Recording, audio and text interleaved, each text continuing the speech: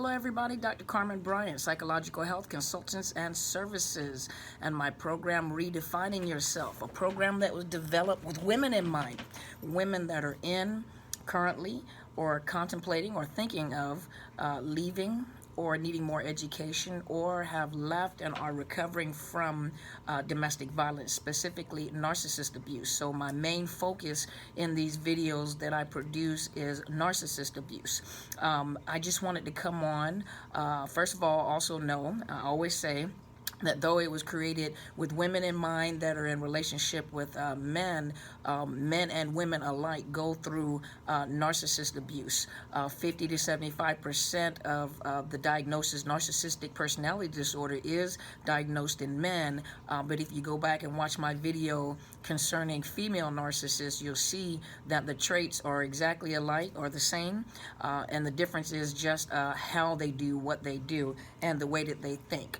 You have the males and you have the females. Males want to control, females like to dominate, so go back and watch that. But the videos are created with the female in mind, coming out of these relationships or are in these relationships. Today I just wanted to come on really quick and talk about like what is magnetizing them to you, and this may be a two-part video, but what is magnetizing the narcissist to you?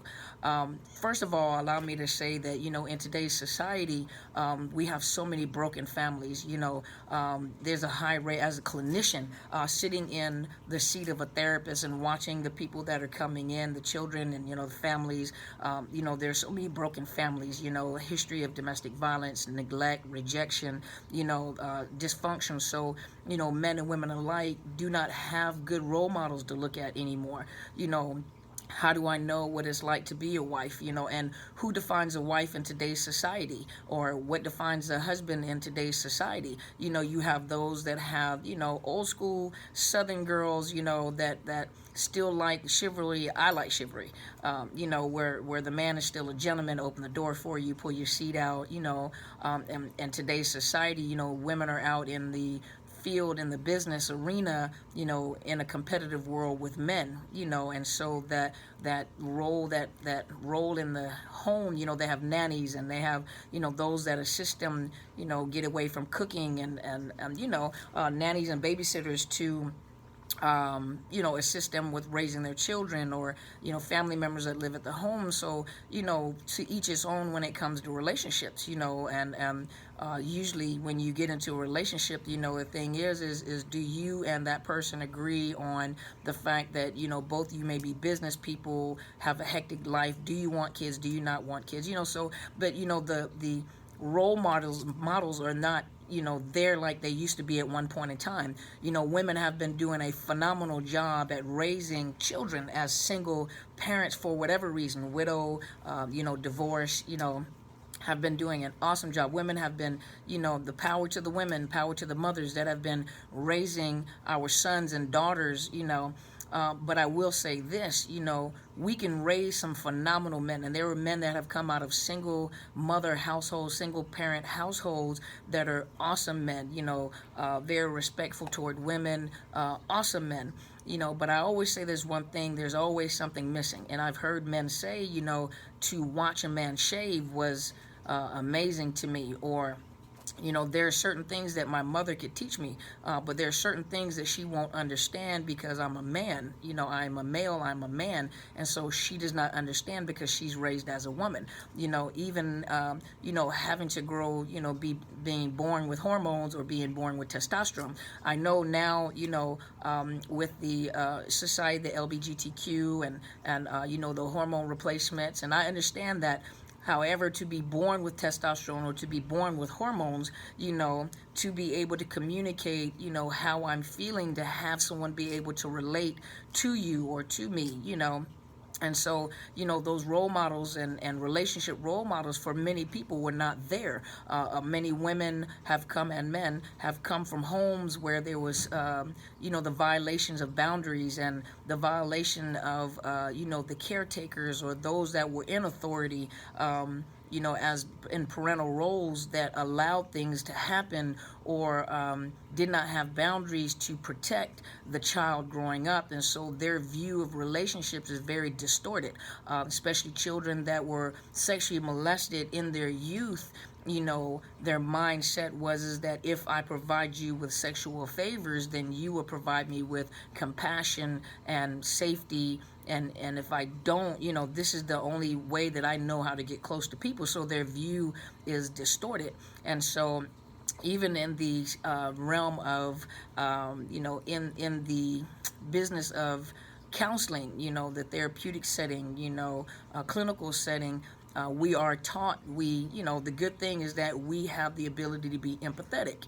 And empathetic meaning that we can step into someone else's shoes, to understand their feelings. We have the empathy to do that. Now, I've seen some therapists that were narcissists too, so you guys beware when you therapy shopping.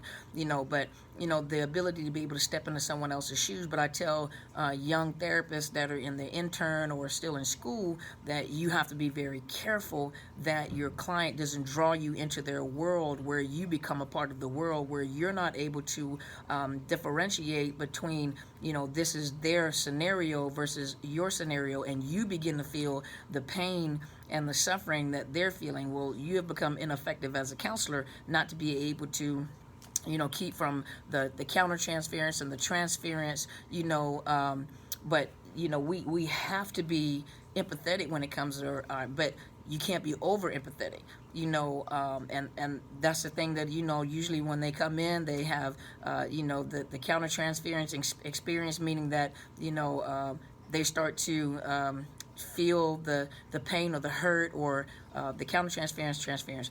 It's the pain you are experiencing, or the client is reacting to you as if you're the person, or you remind them of someone that may have hurt them, and vice versa for the therapist.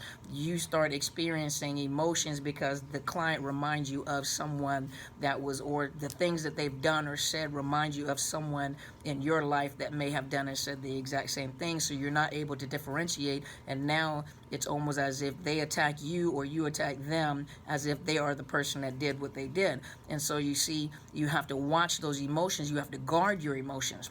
I know the term that is used in the world of narcissist recovery is called empaths. Each person has their own definition of what an empath is. An empath meaning that they're oversensitive, and they feel what the other people feel. They feel their energy, they feel their pain. They have to be careful when they're around people to avoid over feeling what they feel. And that's why I said you have to make sure you have boundaries. Another thing is not being able, just like with the abuser, a narcissist abuser, they look for people that are oversensitive. They're over empathetic, oversensitive. You have no boundaries. You also fall in the category of people pleasing. You get to a point where like, oh, but he has a drug problem, or oh, he was beaten in his childhood, and these are serious cases. But a narcissist will play on your emotions to pull you in and lock you down, because they know that you're oversensitive, to situations like that. And another thing, ladies, the average woman, I'm not saying all of them, because, there are women that are narcissists, there are women that do have personality disorders and have mental health issues, the average woman is normally a nurturer. And so we have the capability of over nurturing our children, over nurturing our sons, and over nurturing pain. And when you're dealing with a narcissist, every word that they speak is very thought out and very purposeful and very calculated. You remember that words have energy, words have seed. It's like a seed. And when they plant that seed in your mind with all that energy, you as a nurturer begin to incubate those words in your head. And the more you incubate those words in your head, the more you begin to feel those words in your heart. and your heart tells you that they're true. So your mind says that they're true because now I can feel them emotionally. And so maybe I'm not cut out for this, or maybe I'm not what I thought I was before I met this individual person. What were you like before you met that person? And what did they tell you? And you are totally not the person that you are when you met this individual, because they have taken the time to plant these seeds of doubt in your mind. And as a woman, you've taken it and you nurtured it and you incubated it and you grew it in your own mind. You became the gardener. Likewise for men, for a narcissistic woman, no different. Your mind becomes a womb that incubates these negative words, these negative energies, and you begin to play it out in your own head and create a scenario or imagery that is actually not true. The magnet is that you are over nurturing, or you are over empathetic. You don't have boundaries. You are codependent. Because you have become that narcissist enabler. The thing that also attracts the narcissist is that a lot of times women are needy. Now, I've seen needy men too. Women are needy. I need confirmation. I need affirmation. I need someone to love me. I need someone to help me with these kids. I need someone to pay my bills. I need. And so you are so vulnerable that they pick it up as soon as they start talking. Remember, your words. You begin to speak words when you meet this individual, and your words describe a three-dimensional person. It starts to manifest this three-dimensional person. It's like the narcissist just walks into this image that you created and plays this role on your behalf. One of the things you have to recognize is that if you meet someone and you have very strong feelings right away, and all you talk about is like, oh my gosh, I've never met an individual like this, or oh my gosh, he's everything that I've ever wanted, and it's only a few weeks, a few days, a few months into the relationship, that's a red flag. That is a red flag. If your emotions are that high already, that's a red flag. And by the time your emotions are like that, I've never felt like this before, you probably have. You need to look at your own history to see how many bad relationships have you come out of. If this is a pattern for you, if you notice that all your relationships are very similar and very fast, then you're the problem. You have not demagnetized yourself. And it might be best for you to be by yourself for a little while, to discover your own self, to demagnetize yourself, to find out what it is about me. Why am I needy? Why do I need someone? Why do I need a man in my life? And the thing that I hate when women say is, I don't like to be alone. I hate being lonely. Or I don't want to take this responsibility, by myself. I don't like paying bills by myself. I like to have a partner, and then they try to convince you, everybody wants to be with someone. Everyone, of course, most of us do want a partner. Most of us do want someone to share our life with, but at the expense of your sanity, at the expense of your safety, at the expense of, your emotions. If you've been going through this over and over again, why would you jump right back into another relationship immediately after you get out of a horrible relationship? You've been discarded, or you discarded the individual that, a few weeks later you're ready to get into a new relationship. That's a cycle that you have to break. You have to come to terms with you. You're the problem, and I admit it, and I know it's a harsh thing to say. I was the problem, and so I don't want to point my finger to make you feel bad about yourself, but you're the problem. When you step back and you look at yourself and say, what is the common denominator in all these bad relationships? You're the common denominator, because you haven't demagnetized yourself. And remember, a narcissist is a predator. They seek prey. They are on the hunt all the time. And when you talk, they manifest those words that you are speaking, And a lot of times women do not have a model of healthy relationships, good relationships, secure relationships, respectful relationships. And so we go out and we're seeking this person that we have created in our head. The problem with this person that we have created in our head is that they don't exist. And the only way that they exist is when you begin to tell the narcissist that you are unsuspecting to you that is a narcissist. You begin to speak out this image that you have in your head so that he can play this role for you to make you think that this person exists. Do good men exist? Do good women exist? Definitely. But a lot of times they're like you. They don't want to be sucked into, when I can say like you, because you're in recovery or you're in the situation. But a lot of times, good men and good women they're good for relationships, they don't like drama either, and so they're almost like hidden. Like the infamous Sasquatch. They're hidden there, but they're there. That you have to demagnetize yourself. A lot of astute men and women, or those that are emotionally stable, don't like emotionally unstable people. They don't like needy people that are desperate to be in a relationship. And another thing to watch out for is, when you meet a narcissist, they're very quick to jump into the relationship ahead of time. They start making plans, marriage plans and moving in plans, and all. It really is almost a red flag to you, like, man, this is fast. Okay, well, it's working out and he's a good guy. But when they start making plans really, really fast, and it doesn't include your decision, or it doesn't include your input, or they're convincing you that this is what needs to happen, and it's not a matter of what you think, well, we need to slow down. Well, we're not getting any younger, and we have a chemistry, we have a connection, and you need to pump your brakes. And women, stop emotionally and sexually investing yourself in a relationship to try to test the waters. If you're able to tell them, I am celibate, and I do not want to have a sexual relationship, they'll begin to show you their true nature. Either they're going to beg you and harass you to get you to change your mind. And when a person is not respectful to you, in the choices that you've made, that's also a red flag. Or you notice that they'll slowly disappear and go find someone else, some other interest. Or if you put boundaries and like, hey, you're moving entirely too fast, stop texting me, but they almost jump in the relationship as if you guys have been in a relationship for a long time. So it's almost like, man, it seems like I've been dating this guy for a long time and I just met him this week.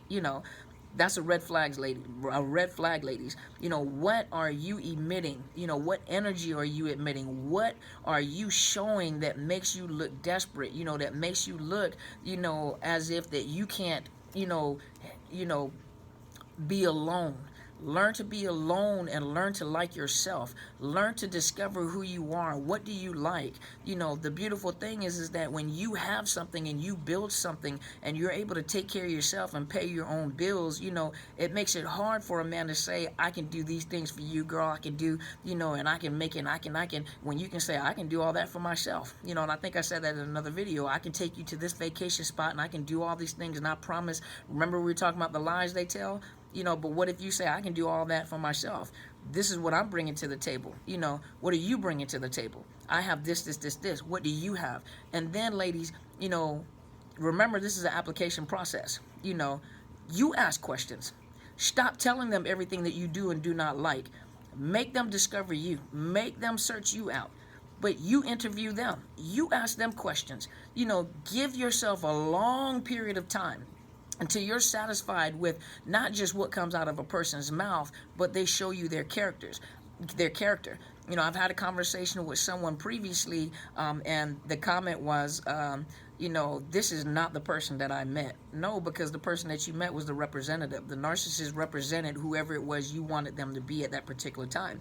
And eventually the mask fell off and their true character came out. And so your thing is now is, I don't recognize this person. This is not the person that I met. You need to change, and you need to be the man or the woman that you were when I met you. Well, they can't be the man or woman that they were when they met you, because it was a role play in order to get you. The person that you are seeing right now is the person who this is their character, this is who they are. By the time this begins to manifest itself, you're already locked in with the trauma bonds.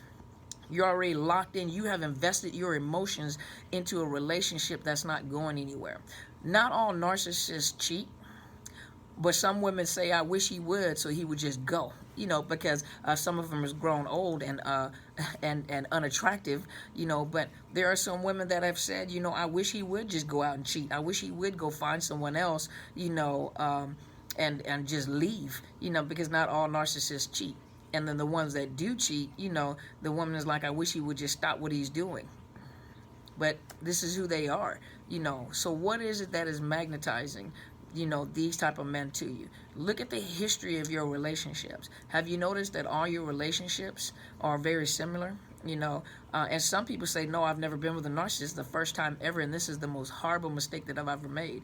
But none of your relationships are stable. What role models do you have to look at? Who are your mentors? You need to find mentor. If you're a single woman, find you know, you can find a married or a single mentor that you admire. You know, watch them to see what their life is like. Let them prove themselves to you, and then, you know, have them speak into your life. Have them give you advice about being a single woman, about, you know, being productive, about being successful, you know, to put yourself in a position where you're confident and you're secure in yourself. You know, if you're a married woman, you know, find another married couple, you know, or, you know, if you're trying to come out of the relationship, keep watching these videos, you know, to get you some education to help you to understand what you're going through, and that is not your fault. You know, I don't care what it is you've done, you know, no one has the right to abuse you. You know, a narcissist is not going to change. It is a permanent personality disorder. It's a dysfunctional, pathological, narcissist is a pathological, permanent personality disorder. It's a pathological disorder. Well, it has pathological, it's a pathology. There we go. Pathology, meaning that it is dysfunctional. There we go. Dysfunctional personality disorder. It doesn't matter what you do. They're not going to change for you. If they go and meet a new supply, or go with another supply, and you notice that, you know, they're totally different than what they were with you, remember, that's a totally different woman than you are. Totally different person. Be a rich woman, could be a poor woman, could be a woman of a different culture. They adjust and blend in to whoever that woman is. And so in your mind, you're wishing that they were that way, and why, you know, all this time, you know, I was with this person and never would change. It's only temporary. Their representative is there. The representative of whoever that woman is there to represent them. And it's just a matter of time that they're going to fall apart. Most of them don't have good relationships. Some of them have never had relationship, but most of them don't have good relationship. They don't. You know, everything about them is dysfunctional. And it's whenever they meet people, it's like they leave carnage. They leave debris. They leave broken hearts. They leave broken minds. Look and see the woman that you used to be at one point in time. You know, if you come from dysfunctional relationships, you're going to have to become a new woman. You have to become a new man. You have to discover yourself. You have to become confident. You have to become confident by yourself, not contingent on somebody else and somebody else's success or what they say about you. It's time for you to discover yourself. It's time for you to redefine yourself. It's time for you to demagnetize yourself. And to demagnetize yourself means maybe you need to put relationships on hold while you discover yourself. Go find a good therapist that can help you.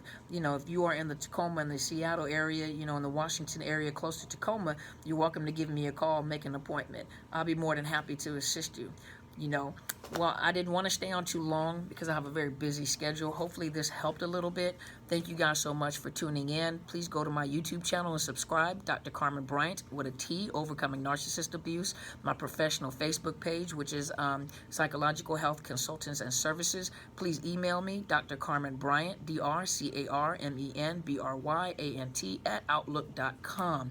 Give me some comments. Leave some comments on the YouTube channel. Give me some comments on Facebook and share. You know, you never know who you're helping. You never know who you are encouraging. You never know the hell that somebody is going through in their relationship, and this video may give them some insight of what they're going through to strengthen them and to strengthen them enough to leave the relationship. You never know who you're helping, and you never know which one of your friends are going through what they're going through, and they're just ashamed to tell you or afraid to tell you because of the way that you look at them, and they may not want to mess up their own image, you know. But ladies, I'll come back, or gentlemen, ladies and gentlemen, I'll come back and I'll do a part 2 in reference to demagnetizing yourself. But thank you so much for supporting me. Thank you so much. There's a possibility that I may not be able to record in the next day or two because I will be traveling. I'll try to do my best to record tomorrow. Today's Wednesday for me, so I don't know when you're going to receive this video. For those of you that are getting the video, tomorrow's Thursday. So I travel tomorrow evening, so I don't know what my schedule, well, my schedule is a little hectic, so I'm not sure. I'll try to do my best to try to record tomorrow and give you something, but on Friday I may not be able to record at all. Friday and Saturday I may not be able to record at all because of the fact that I am traveling out of town for a conference. But thank you guys so much for tuning in. Thank you so much for your support. You know, as I say, as my friend always says, go and be great.